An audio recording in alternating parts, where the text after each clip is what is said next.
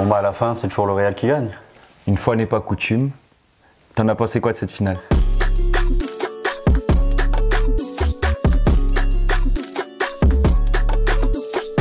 Comme d'habitude, hein, le Real peut souffrir, mais à la fin, comme je l'ai dit, hein, c'est le Real qui gagne. Ah, les grandes équipes. Les grandes équipes, tu vois, Dortmund, ils ont les occasions et Ouais. ça n'a pas suffi, tu vois. Mais n'empêche, ils auront surpris tout le monde, je pense. Parce que tout le monde a annoncé le Real ultra favori. Moi, je te l'ai dit. Moi, j'ai dit attention Dortmund. C'est vrai, c'est vrai. C'est pas Rijon, c'est pas Valadolid. Mais c'est le supporter du Real qui a parlé. Ouais, tu disais ça juste pour te protéger, tu vois, je pense. Non, mais moi, franchement, j'entendais beaucoup de monde dire ouais, ça va être facile. Moi, j'en discutais autour de moi. Ah, ça sert à rien de regarder. Ah, on sait comment ça va se passer. Moi, je disais, vous verrez. Vous verrez. Par contre, j'ai quasiment annoncé la minute du but, tu vois. J'ai dit, bon là, Dortmund, ils ont fait leurs 2-3 occasions. Maintenant, c'est bon, c'est fini. Le Real 70e, ils vont mettre un but. Et on sait comment ça finit. Et ça a exactement fini comme ça. C'est à eux de prendre la main et ça se passe toujours comme ça. Moi, je l'ai senti aussi, mais c'est vrai qu'il y avait des petites hésitations après un très bon début de match de Dortmund. Et c'est là où j'ai commencé à me poser des questions. J'étais avec pas mal d'amis sur cette finale-là. Et tout le monde y allait un petit peu de son pronostic. Ils étaient là. Il y avait des supporters du Barça aussi qui étaient… forcément contre le Real. Voilà, qui espéraient un but de Dortmund. Mais c'est vrai que Dortmund, il nous aura quand même surpris parce qu'ils sont restés solides défensivement. Je pense qu'il leur a manqué le but, tu vois, qui aurait pu un peu justement enflammer le truc de leur côté. Adeyemi, l'occasion d'Adeyemi qui fait la prise de balle vers l'extérieur, il a tué l'action. Je pense qu'il a paniqué. C'est là où on voit l'expérience aussi des très forts joueurs. La présence de Courtois sur la finale aussi, qui sort très vite, un gros gabarit de 2 mètres qui te sort dessus, je pense que ça fait un petit peu paniquer Adeyemi. La tactique d'Ancelotti, il a levé un sourcil, on a gagné. Je dis comme d'habitude, on reste objectif. C'est le chewing-gum, hein, c'est le chewing-gum, on connaît. Chewing-gum sourcil. Ah, le chewing-gum sourcil, le Ancelotti starter pack. Ouais, c'est ça. Là, il n'y a pas de chance pour l'adversaire. La tête de Füllkrug aussi. Hein. Ouais, la tête de Füllkrug. Après, au niveau des… de toute façon, on va l'évoquer, on va revenir un peu sur tout le parcours de la Ligue des Champions, notamment à partir des 8e de finale. Dortmund qui fait comme un joli parcours. Bah, je pense que personne ne les attendait là. Personnellement, ce n'était pas l'équipe que j'aurais pu imaginer en finale, notamment après la demi-finale où je voyais peut-être le Paris Saint-Germain passer. Je pensais que c'était l'année ou jamais, encore une fois, pour eux. Mais c'est vrai qu'ils nous ont tous surpris en allant déjà en se hissant en finale. Donc voilà. Mais je pense qu'un peu comme le Real, il y avait aussi cette notion de groupe. Tu vois, c'était pas le meilleur effectif pour aller en finale. Mais je pense qu'il y avait cet effet de groupe, il y avait la dernière saison de Marco Reus. Je pense que tout ça mis bout à bout. Petit supplément d'âme peut-être aussi pour l'équipe. Petit supplément d'âme, je pense, au niveau de cet effectif-là. Et on l'a vu en demi-finale contre Paris d'ailleurs. C'est vrai. Ils font pas 2 matchs exceptionnels, mais ils ont été solides et ils ont su marquer quand il fallait. Ça, c'est la caractéristique, je pense, principale. Le mot qu'on peut retenir, c'est ça a été une équipe très solide. Hein. Paris peut s'en mordre les doigts, tu vois. Je pense qu'on était beaucoup à penser aussi que Paris, c'était peut-être leur année, tu vois. Bah franchement, arrivant en demi-finale, première année de Luis Enrique, nouveau cycle. C'est ça, nouveau dernière cycle. Saison d'Mbappé. Des choix de coaching assez forts tout au long de la saison. Hein. Il y a eu beaucoup de tests de la part de Luis Enrique qui a mis des choses en place. Cette rotation-là, mais on pensait qu'Mbappé allait tout donner sur cette dernière année de contrat et finalement, ça n'aura pas suffi. C'est dommage pour le football français, encore une fois. En plus, ils ont eu les occasions. Paris contre Dortmund. Beaucoup de poteaux. Le match retour. 4 poteaux, je crois. Ouais, le match retour, c'était assez impressionnant de ce point de vue-là. Au final, ils perdent 2 fois 1-0 sans même marquer. Tu vois, ça, c'est assez frustrant de leur part. Assez frustrant. Et surtout, c'était pas un grand Barça, mais ils avaient fait le match qu'il fallait à. C'était à Barcelone, le match retour, ouais, en quart de finale. 4-1. Avec Ousmane Dembélé qui fête les buts devant les supporters du Barça. C'est vrai.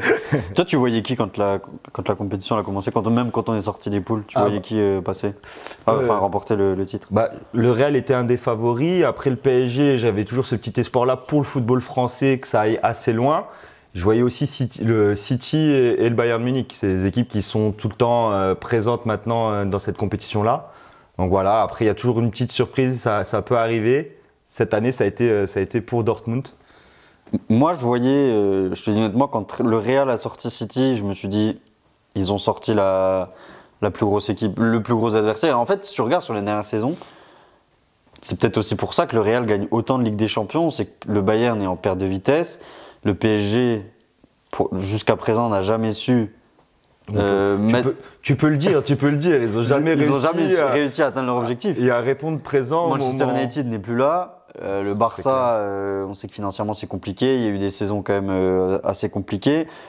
Pour moi, l'Atlético, ça reste quand même un outsider. L'Inter, ils l'ont gagné une fois, mais franchement, l'Inter et de manière générale, les clubs italiens reviennent quand même au premier plan. Ils sont en train de revenir ces dernières années. Ils sont en train de revenir fort. Il y avait- Mais quand tu regardes tous les gros clubs européens, j'ai l'impression qu'il n'y en a aucun qui arrive à se mettre au niveau du Real, mis à part City sur les 4-5 dernières années pour moi. C'est vrai. Et c'est pour ça qu'une fois que tu sors City, finalement. Bon, après, le Bayern l'a montré, même en faisant une saison moyenne, finalement, ils ont quand même été là sur la Ligue des Champions. Il faut rappeler que ça se joue à pas grand chose. Hein. Oui, bah oui. Une situation un peu litigeuse juste avant le coup de sifflet final. Faut le dire. Le but de Ligt. De Ligt fait la remise, il me semble. Il fait Je crois que c'est De Ligt qui marque. Mais après, tout le monde s'arrête aussi. Ouais, voilà, c'est un petit peu arrêté, donc je pense que le gardien aurait arrêté la frappe. Bien sûr, mais c'est un what if, j'ai envie de dire, là-dessus. Très beau mot. Faudra mettre la définition. Définition pour en description. Qu'est-ce que tu as pensé je l'ai un peu évoqué, l'Atlético. Qu'est-ce que tu en as pensé? Parce que mine de rien, l'Atlético sort l'Inter Milan. L'Atlético, c'est une équipe. Moi, j'adore Cholo Simeone parce que c'est quelqu'un qui est pas mesuré. C'est quelqu'un, voilà, dans un football qui aujourd'hui qui est plus structuré, où on sait, où on n'a pas trop le droit à des écarts. J'aime bien Cholo Simeone qui est très fougueux sur le banc de touche. Après, son équipe, elle joue pas un football ultra spectacle, mais elle est solide. Mal, tu peux le dire. Ouais, non, elle est solide, elle est solide. Il en faut pour tout le monde. C'est clair que c'est pas le plus beau jeu. Le Real a gagné comme ça contre le Bayern. Bah, Ils ont gagné en mode Atlético. Ils laissent souvent passer la tempête. Hein. Ça a été le cas contre City, ça a été le cas contre le Bayern, ça a été le cas en finale sur la première mi-temps contre Dortmund. Hein. Donc ils savent faire ça. Et quand on parlait de groupe, d'osmose, de groupe et tout ça, Rosselló qui met doublé contre le Bayern. Ça, c'est magique. Rosselló, c'est magique. Il a quasiment jamais joué la Coupe d'Europe de sa vie. Je sais même pas s'il l'a déjà joué une fois avant de venir au Real, tu vois. Ce qui était marrant, c'est que l'année d'avant, il va avec son père assister au match. Il y a 2 ans avant, à la finale à Paris. Voilà, c'est ça. À Paris. Voilà, t'as vu la photo. Il est sur les Champs-Élysées. Exactement. Et en 2024, il est sur l'affiche. Il est sur les Champs-Élysées, mais c'est l'affiche, quoi. C'est un peu plus sympa cette fois-ci. Mais effectivement, il était en tant que supporter du Real, et là, il se retrouve là. Il dit lui-même, c'était encore mieux que dans mes rêves. Même dans mes rêves les plus fous, j'imaginais pas vivre un moment pareil, de mettre ce doublé-là. Donc très beau. Et c'est le signe, c'est les petits signaux qui font que l'équipe, elle va jusqu'au bout. Donc ouais, non, c'était beau à voir. Et l'Atlético, pour y revenir, ouais, c'est une équipe qui est toujours présente parce qu'elle est tellement structurée, elle défend bien, et ce qui fait que ça lui permet de passer ces tours-là, les phases de groupe, tout ça. Il faudra compter à nouveau sur l'Atlético l'année prochaine, je pense, au moins pour se hisser sur les matchs à élimination directe. Ouais. J'aurais été curieux de voir justement, parce que c'est contre Dortmund que l'Atlético sort. Mais si l'Atlético était passé, ils auraient joué le PSG, ça aurait été une autre histoire aussi pour Paris. Bah moi je pense que ça aurait. Dans tous les cas, ils sont pas passés, mais. Mais moi je pense que ça aurait été la même chose. Je pense que l'Atlético passait contre Paris parce que Paris c'est pas le talent qui manque, c'est même pas le dispositif qui en fait. Au final, la config elle aurait été pareille. C'est ça, c'est une attaque défense. C'est ça, c'est un souci mental de leur côté de répondre présent sur ces grands rendez-vous. J'ai l'impression que c'était le même scénario face à l'Atlético. Une équipe solide en face, qui allait défendre, c'était pareil. S'ils menaient avec un but, t'allais avoir le même scénario de match. Il y avait pas mal d'équipes un petit peu, je vais pas dire surprises, mais tu vois, il y avait en 8e de finale, il y avait le PSV qui était là, il y avait, je suis en train de regarder en même temps, il y avait Naples qui va mal quand même depuis qu'ils ont fait très mal en championnat. Hein, le titre de champion, mais bon, t'as le retour d'Arsenal en Ligue des Champions, ça aussi on peut en parler. Porto, qui parfois va loin, mais là, qui est sorti assez prématurément contre Arsenal, justement. Tu avais une équipe comme Copenhague qui était là.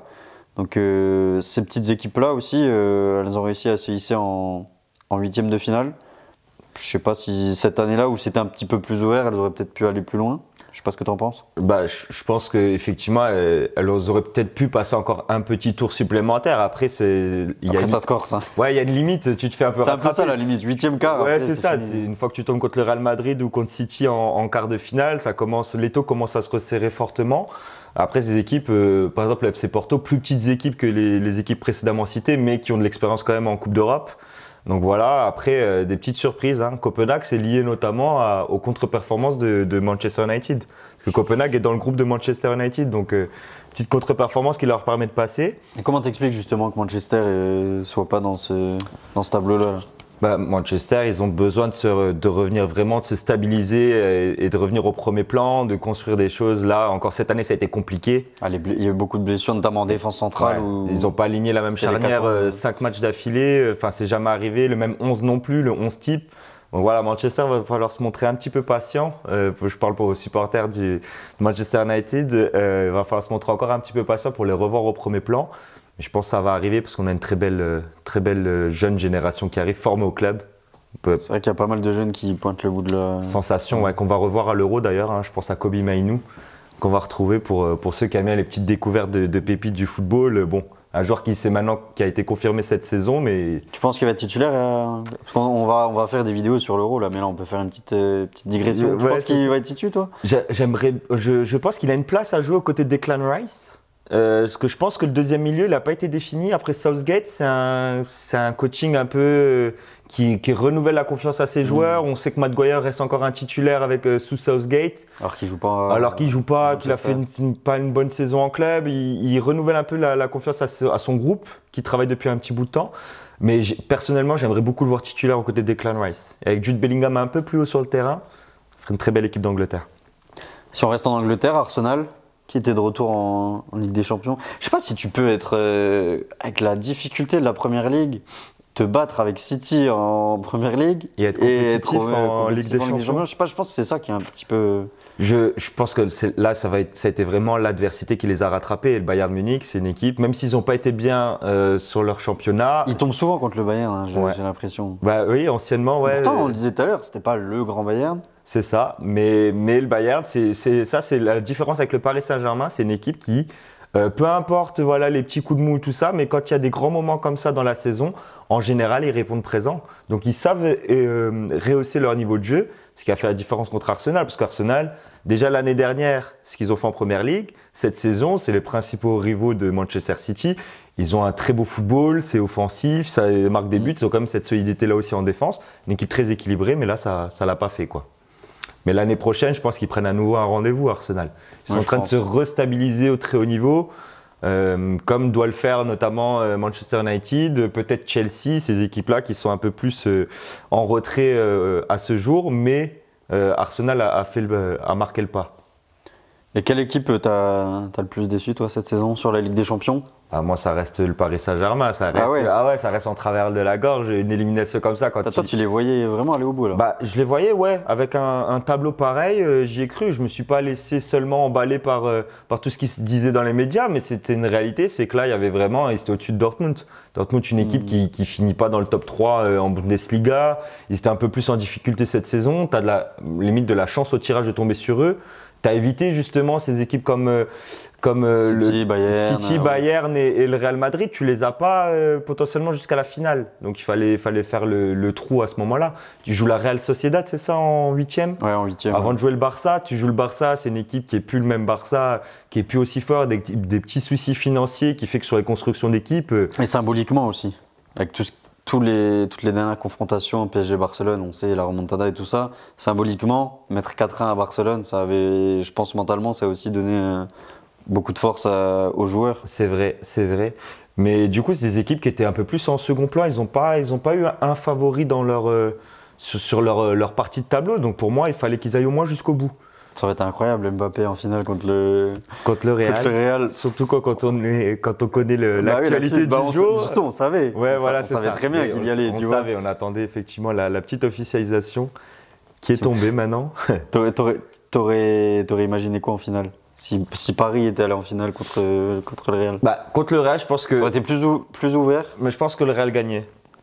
Voilà, le Real a le savoir-faire. Cette expérience-là, et en plus, ils avaient le supplément d'âme, parce que tu parlais de Joselu tout à l'heure, mais Toni Kroos aussi, qui annonce juste avant la fin de la saison que c'est sa dernière retraite, voilà, tout court, pas une retraite. Bah, bon, là, c'est en club. Retraite spirituelle. Ouais, c'est ça. On pense souvent aux retraites internationales. C'est pour ça que je pense à ça. Mais non, lui, c'est. Voilà, il avait déjà arrêté en plus. Il a arrêté avec l'Allemagne, là, il a été rappelé. Il a accepté de revenir. Il avait fait en quelque sorte comme Zizou en 2006, la génération Zizou. Zizou, Makelele, tout ça. Il revient. Ouais, il revient, ouais, titré. Voilà, il repart. Ouais, voilà, c'est ça. Et voilà, et pas de championnat exotique pour lui non plus. Donc bon. C'est vrai que la fin est belle. Il part au top en club, il finit avec l'Euro en Allemagne à domicile. Et attention encore, ouais, ça va faire partie de l'actualité qu'on va couvrir ces prochains jours. Mais effectivement, on sera en Allemagne. Non, on n'a pas de budget. Il est encore trop tôt, malheureusement. C'est notre première vidéo. On lance cette chaîne-là, mais c'est vrai qu'on y assistera dans le futur certainement. Voilà, pour l'instant, on sera là devant la télé, dans le canapé ici, là. Dans le sofa. On est bien, franchement, je suis bien là. Ah, on est pas trop mal, pas trop mal. Et non, ouais, franchement, ouais, ce PSG Real en finale, ça aurait été intéressant. Il serait fait rattraper. Et du coup, Mbappé, il aurait pas célébré. Ouais, non, ouais, là, ouais. Il aurait dit non, je peux pas. Il savait déjà. C'est pas encore son club. Ouais, c'est ça, il voulait pas se faire d'ennemis. Et du coup, tu vois quoi, toi, pour l'année prochaine? Comment tu te projettes sur la saison prochaine de Ligue des Champions?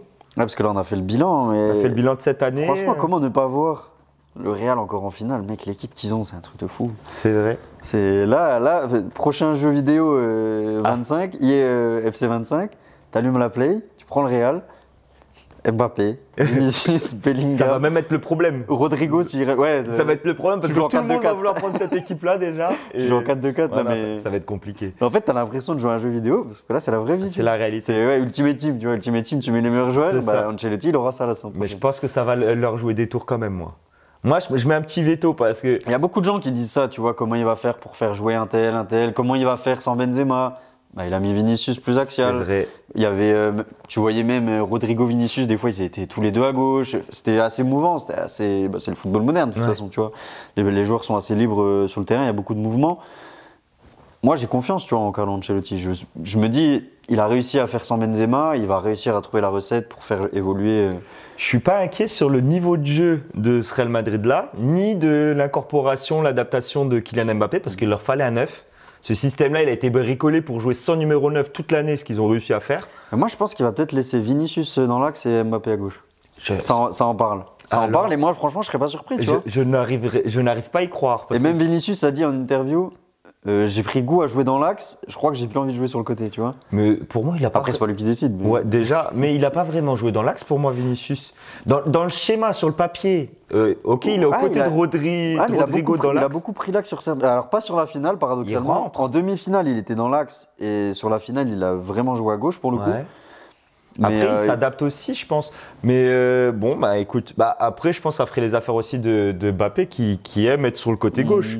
Justement, je pense que ça va beaucoup permuter aussi. Après, moi, je t'en parlais. Ça, c'est sûr. Quand on discutait ensemble, moi, je te disais, tu verras, Rodrigo, il va peut-être vouloir partir et tout. Là, il y a eu la petite interview. Alors, je sais que DAZN, qui a fait l'interview, s'est beaucoup servi de l'extrait. Lui, s'est justifié en disant, c'est pas ce que je voulais dire, etc. On connaît le teasing. Quand Rodrigo, il dit, ouais, je sais pas si je vais rester, ou je sais plus exactement ce qu'il dit, mais ça avait fait un peu l'effet d'une petite bombe. C'est juste avant la finale, en plus. Mais ça a été démenti. Enfin, là, il l'a démenti récemment. Il a dit qu'il voulait rester. Dans un club qui gagne. En général, au Real, c'est pas toi qui décides de partir. En général, on te pousse vers la sortie parce que tu rentres plus dans les plans. C'est ça. Et de manière très intelligente parce que justement. Oui, c'est souvent bien géré. Voilà, Florentino Pérez, il arrive à fixer le moment juste avant que le joueur retombe son niveau de jeu retombe. Quel intérêt il aura à partir d'une équipe comme ça? Ils vont rouler sur tout le monde. Et surtout, le Real, Florentino Pérez ne le fera pas partir. Ils n'ont pas besoin de rentrer de l'argent dans les caisses, sachant qu'ils font venir Mbappé gratuitement. Ils n'ont pas un besoin précis. Ils sont aussi sur le coup Alphonso Davies. On attend aussi une officialisation, mais c'est encore un coup qui va arriver alors qu'il a 1 an de la fin de son contrat, une bonne opération financière. Pour moi, il n'aura pas de raison de laisser partir Rodrigo. Rodrigo, pour lui, je pense, la raison principale de partir, ce serait d'être le joueur phare d'une équipe. Plus de responsabilité. Mais après, il serait moins entouré ailleurs aussi, donc forcément moins bon. Tout dépend, parce que bon, c'est vrai que c'est des gros clubs qui sont sur le dossier. Hein. On peut parler de clubs notamment en Angleterre. On parle d'Arsenal. Manchester, je crois. Manchester, Manchester lequel? United aussi? United, je pense. Ah, United. Bon, United, ils vont être dans tous les Mais on sait comment ça va venir. Ils vont le prendre et il va plus mettre un pied devant. Ouais, c'est ça. Non, United, j'y crois pas. Par contre, je crois aux options Liverpool, parce que Liverpool voulait aussi se placer. Ça collerait bien. Voulait aussi se placer sur Mbappé. Donc le fait de ne pas avoir Mbappé, peut-être justement, ça a attiré un peu Rodrigo avec Salah qui est un peu sur le déclin, Mané qui est parti. Cette génération. Après, Rodrigo jouerait plus à droite alors, parce que Luis Diaz à gauche, c'est costaud. Ouais, mais bon, t'as Salah de l'autre côté. Ouais, faut trouver un équilibre. Il y aurait des choix de coaching. Mais sinon, il est aussi annoncé du côté d'Arsenal. Et côté d'Arsenal, il aurait peut-être une pièce à jouer.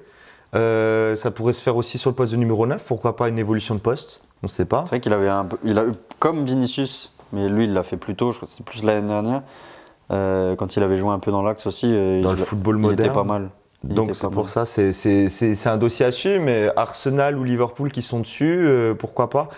Mais moi je vois pas le Real Madrid accepter une offre pour Rodrigo. Tiens, on reste sur le Real, de toute façon c'est un peu c'est le thème de cette vidéo. Tu me parlais de Davis, je vais te poser la question, Davis ou Mendy titulaire? Ah, Davis pour moi. Pour toi Davis? Ouais, déjà de toute manière il y a quelque Moi chose. je pense pas, Tu comme penses dirait pas Mbappé. Ah mais moi je pense pas. Moi je pense pas. Vous pensez? Moi je pense Moi je pense pas. Mais il y a une réalité, c'est que déjà Ferland Mendy, il y a son physique qui va le rattraper. Je l'ai rarement vu Ah là il a faire enchaîné quand même. Il a enchaîné sur la seconde partie Moi je de le trouve saison. vraiment bon, même, surtout défensivement, là où forcément on pense pas à ça pour un latéral maintenant. Ouais. Non, mais puis, là-dessus, et techniquement, je pense que c'est aussi le fait de s'entraîner au Real depuis des années. Ouais, maintenant ça fait. Techniquement, il est très très fiable dans les petits espaces et tout. Et puis il a les deux pieds en plus. Ouais, Après, je pense que Davis apporterait autre chose. Bah, Ça tu va vois, être dans la profondeur. déjà le et but tout. qu'il leur met déjà sur le match retour, déjà, Pied droit, ouais, donc il a marqué Ouais, des points. pour le Real cette année, ils ont pris but de pied droit Davis, but de pied droit Guardiol. Ouais. Les mecs, ils ont même pas fait exprès. C'est ça, c'est ça. Mais ouais, ils les ont pris. Mais non, ouais, Alphonso Davies, parce que pour moi, il a été mis un peu à la cave du côté de. Ouais, parce qu'il n'a pas prolongé. Voilà, c'est ça. Enfin, il voulait pas prolonger son contrat, du coup, on lui a fait un petit peu comprendre, donc il a moins joué comme titre. Mais l'année prochaine, on va le retrouver à son meilleur niveau, avec une bonne préparation physique, tout ça. Il y a des pépins aussi physiques un peu, lui. Ouais, il a eu quelques petits soucis, mais pour moi, c'est un joueur, franchement, qui est impressionnant physiquement, qui défend aussi fort du côté du Bayern.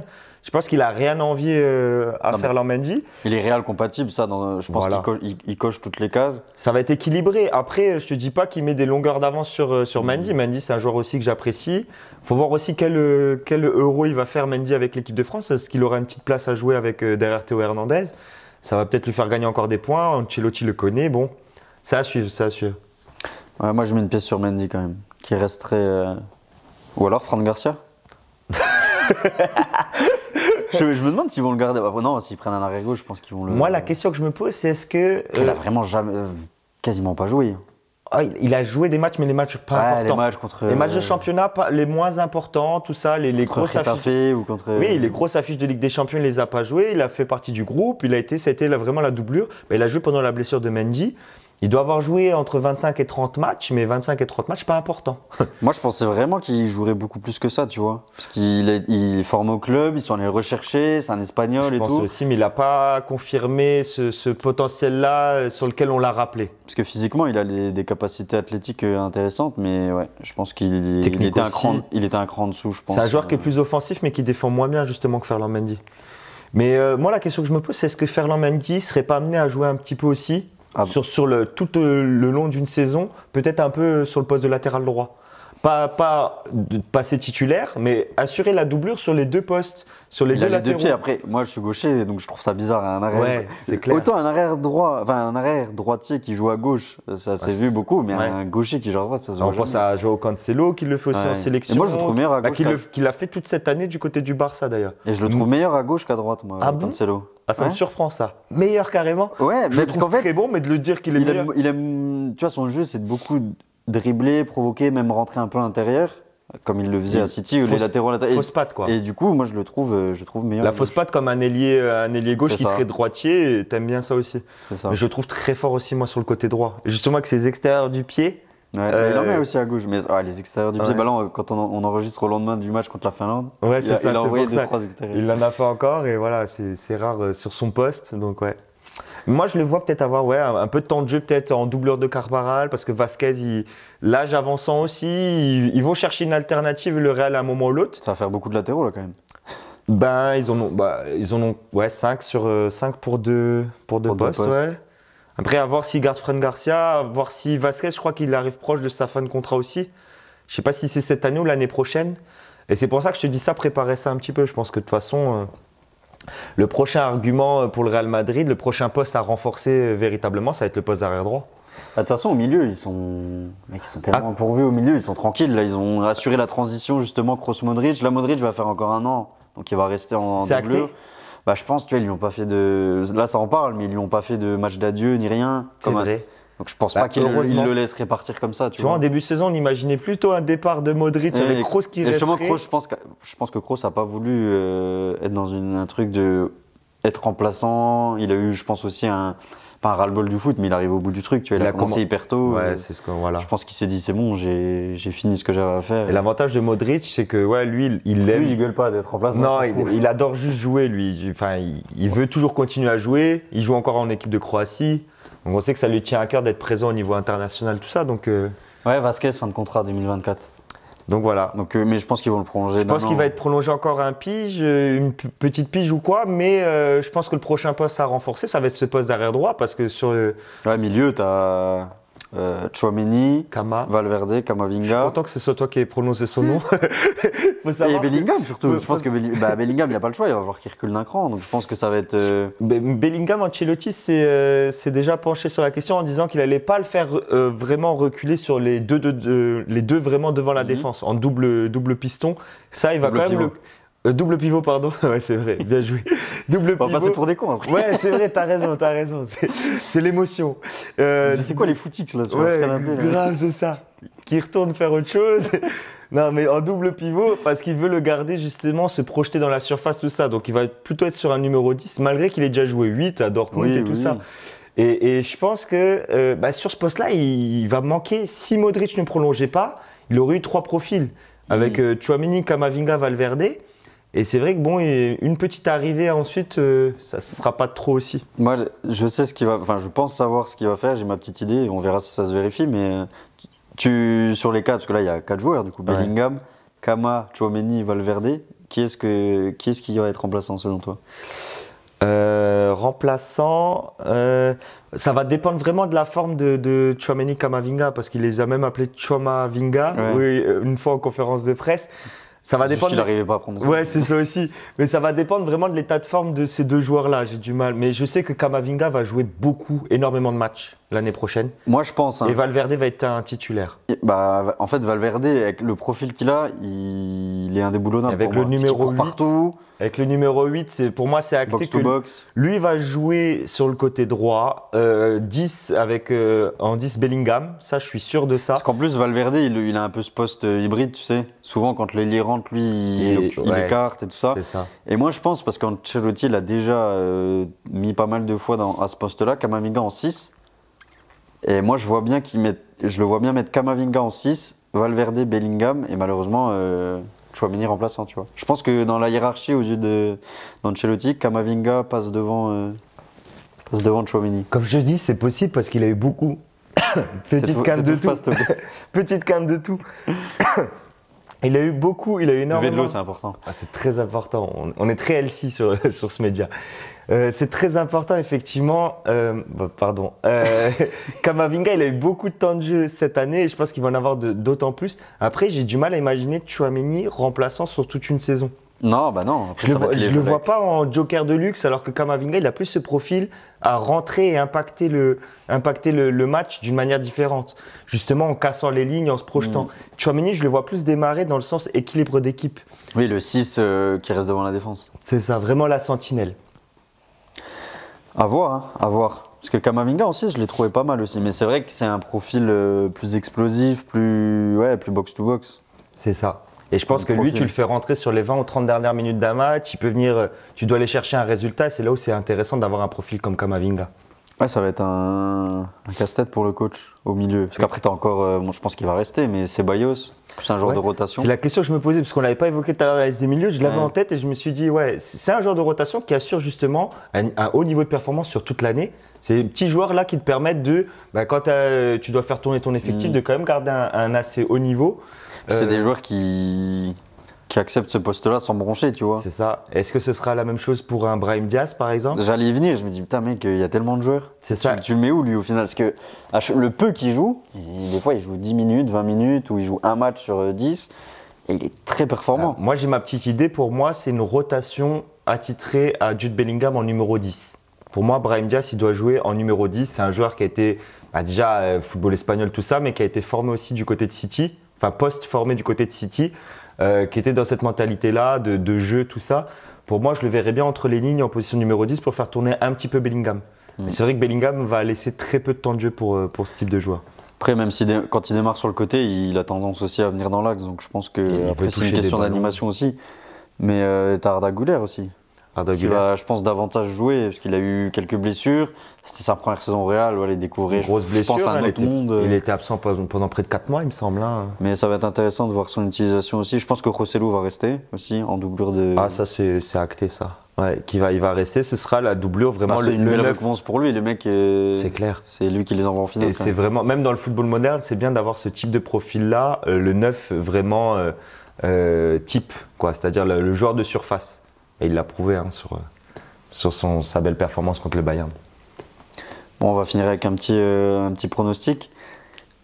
Ballon d'or cette année, ça va dépendre de l'Euro et de la Copa América. Mais C'est ça, ça va dépendre. Vinicius ou Mbappé. Ce qui pourrait être unique, enfin unique, ça a déjà été fait par d'autres clubs. 3 joueurs du même club sur le podium, je pense que c'est un des derniers objectifs de Florentino Pérez. Mais tu pourrais avoir Vinicius, Mbappé, Toni Kroos. Hein, ouais, en fonction des résultats de l'Allemagne et de. C'est vrai. Ouais, Toni Kroos, c'est intéressant que tu le cites. Est-ce que maintenant qu'on a pu ce duel-là, Messi-Ronaldo, est-ce qu'on. Modric a eu, donc un milieu peut l'avoir. Ouais, c'est ça. Avec une belle compète. Modric l'avait fait en atteignant la finale de la Coupe du Monde. Est-ce que Kroos, en ayant gagné la Ligue des Champions, fait cette belle saison-là? Et le fait qu'il arrête sa carrière, ça peut jouer en sa faveur. Ouais, pour les côtés romantiques de lui exactement, ce romantisme-là. Après, Mbappé, si la France va jusqu'au bout de l'Euro en ayant atteint les demi-finales et le point de vue statistique depuis 2024, le nombre de buts marqués, tout ça, si on reste sur ce football-là de statistiques, il aura aussi un petit argument à faire valoir. Mais pour répondre à ta question, je vais dire Vinicius. Moi, j'aurais dit pareil. Mais ça, on fera le débat dans une autre vidéo après sur la valeur aussi Copa América, Euro, tu vois. Ouais. Parce que si le Brésil va loin, la France va loin, à qui tu peux le donner. Ouais. Mais je pense que Vinicius part avec un temps d'avance. 2 fois buteur en finale de Ligue des Champions sur 2 finales différentes, c'est un exploit. Ça a été fait par Messi et peut-être un ou 2 autres joueurs. Je crois que c'est le plus jeune joueur à le faire. Et je crois que c'est le plus jeune à le faire. De quelques jours, il l'a dépassé. Ouais. Donc voilà. Mais buteur en finale, il gagne le trophée. Plus s'il va loin en Copa América. Mais même sans ça, je pense qu'il a déjà pris. Il a déjà pris l'avance sur Mbappé, mais on en reparlera. Si tu mets la piécette aussi sur Vinicius, j'irai peut-être sur Bellingham alors. Ah putain, c'est vrai qu'on l'a pas. Ouais. Il peut y avoir top 4 Real en fait. Ouais, c'est ça. Mais juste pour qu'on ait un petit pronostic différent, parce que l'Angleterre, on attend aussi l'Angleterre. Une petite piécette sur Bellingham qui a eu des très belles performances, qui a porté l'équipe aussi dans le championnat espagnol, qui a été présent sur tous les matchs aussi de Ligue des Champions. C'est vrai que côté impression visuelle, la saison de Bellingham, elle est marquante et il y a les stats en plus. Et une célébration. On peut finir comme ça. Pensez à vous abonner sur Joga. Laissez des commentaires. Et on se donne rendez-vous très bientôt.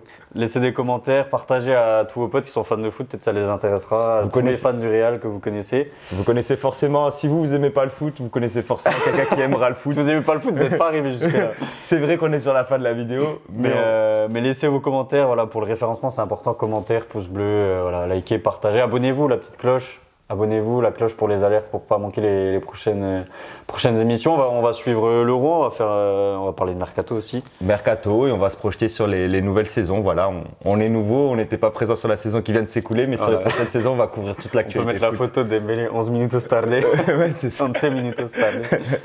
Donc voilà, à très vite sur. Qu'est-ce qu'on regarde là? Qu'est-ce qu'on regarde? On remet la finale. On remet la finale, la Bundesliga. Bon allez, ciao, à bientôt. Ciao. Tu fais comme ça? Ouais. C'est pas mal. C'est mon gimmick gestuel.